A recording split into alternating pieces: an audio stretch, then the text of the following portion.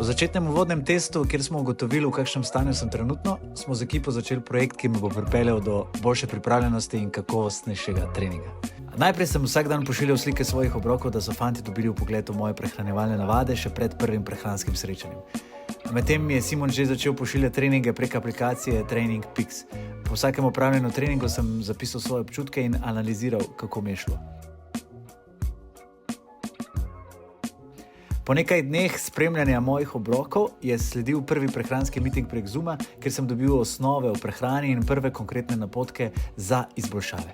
Izhajamo iz semaforja in povezujemo človeške telo z avtomobilom, primarno zaradi goriva, ki so ogljikovi hidrati, ki si jih želimo v zeleni v večji količini, medtem ko v rdeči če delamo po cestno-prometnih predpisih, avto počaka in potem tudi glava v našem primeru je prav, da premisli in začne delati z vidika hranilnosti na ostalih korakih bolj.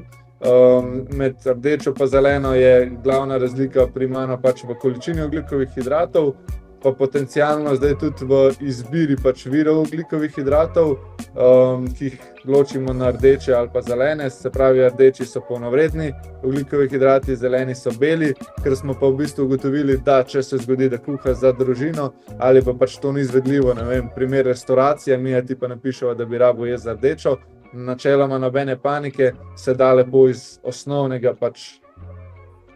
sestave obroka to zapeljati in v eno ali pa drugo barvo. Na levi strani nakupovalni seznam, ki je v bistvu sestavljen po korakih, se pravi, dajmo reči, da vsaj 90% vseh živil na trgu sigurno zajamemo po želenih korakih, torej od koraka 1, ki so hidrati, pa do konca hidracije, ki je zadnji 5. korak. In v bistvu tvoja domača naloga bo, da se pravi s pomočjo nakupovalnega seznama lahko lepo preslikaš, se pravi to v 5 korakov, tako za rdečo kot zeleno. Da bi se še bolj spoznali, sem odgovoril na eno vprašanje, ki sem jim ga tudi kasneje poslal in zdaj smo ga na tem mitu skupaj pokomentirali. Vprašanje pa je med tekmo, oziroma ko si napisal geli pa napitki, ko greš, a ti veš koliko hidratov na uro? Računal sem nekaj, pojedel pa drugo. Okay.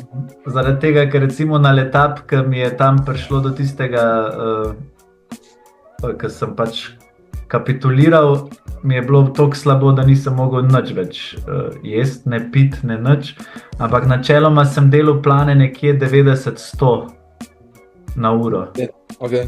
Z bidonom pa geli sem nekako tako računal, da bi nekako to bilo nek vnos. Pol pa na vsaki dirki moram reči, da sem zmeri za geli ostal v žepu. No. Okay. Pa si ostal v žepu spet zaradi, v smislu, da nelagodja v prebavilih ali pomanjkanje časa za hranjenje? Ali...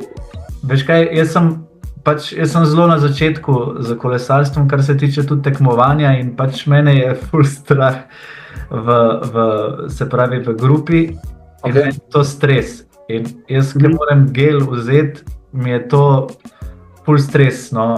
Zadnje čase sem testiral s tem, da sem si tubico od For Endurance vzel, kjer lahko te gele noter stisneš. Tist mi ful pomaga, recimo, tist mi ni stresno, recimo jemat, tist stisnem. Sam ne vem, koliko sem ga stisnil, ker so 3 noter in zdaj ne morem gledati vmes, a sem zdaj tretjino spil ali nisem. Okay. Nisem pa recimo do konca spil zaradi različnih dejavnikov. Na letapi je bil dejavnik, da mi je bilo dejansko toliko slabo že od napora in vsega. Recimo lani na Istri, 1 leto nazaj, pa nisem spil, ker preprosto nisem, pozabil sem, pa bil sem na kratki varianti, se pravi 87 km in niti nisem še prišel do točke, ki bi me telo opozorilo, da je nekaj narobe. Drugače mogoče še tudi malo glede vnosa. Najbolj pomembna stvar je vnos pred aktivnostjo oziroma pred dirko.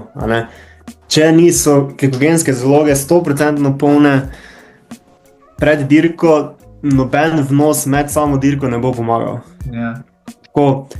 Jaz sem skoraj Blažem sva skoraj ziher, da bi večina lahko preživela tudi za 60 gramov na uro in bi bilo vse v najlepšem redu. Danes se res precej tudi v profesionalnem kolesarstvu, oziroma rečemo v World Touru, forsira visoke vnose nad 100 gramov, tudi, a ne. Ampak, če poznamo malo bolj znanost v ozadju, vemo, da sama absorpcija je verjetno se ne zgodi, tudi sama utilizacija teh hidratov, vprašanje, če se zgodi, a ne, in tudi eno, a sploh imamo toleranco na tak vnos, a ne. Tako da, ti visoki vnosi so tako vprašljivi, no. Če imaš še kakšno vprašanje, željo? Ne, v bistvu meni je vse načeloma jasno, zanimivo, tako da pač izzivi so. Ja. Ampak dobro, jaz sem človek, ki mara izzive, tako da to ne bi smel biti problem. Torej, dobil sem nalogo, da skupaj s priloženim nakupovalnim seznavom sestavim jedilnike po korakih. In to sem tudi zelo hitro naredil. Takoj zatem je sledil drugi prehranski mit. A je bilo težko sestaviti drugače? Mislim, na začetku sem se kar tako malo zafrkaval, sploh zaradi tega, ker nisem vedel zdaj, a jaz iščem kombinacije, ki pašejo skup, ali sam pač pišem, a ne. Okay. In sem se pol malo ukvarjal, a je to zdaj zajtrk, a je večerja, kaj se sploh jezijo, veš, tako, pač pustim nekih teh sam zase pod vprašanj. Potem sem pa nekako pač začel sestavljati, kako bi jaz pokombiniral ali pa kako bi se meni zdelo, no.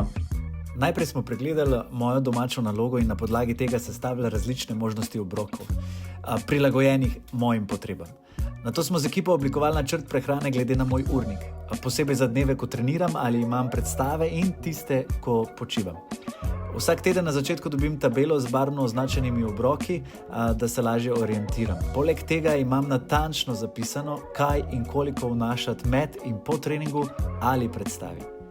Svoje obroke še naprej pošiljam ekipi, da preverijo, kako mi gre. In zaenkrat sem na zelo dobri poti. Z novim načinom prehranjevanja nimam težav, opažam že prve spremembe, moji obroki so uravnoteženi in dobro razporejeni čez cel dan. Komaj čakam, da vidim, kakšne rezultate bo to prineslo čez nekaj časa.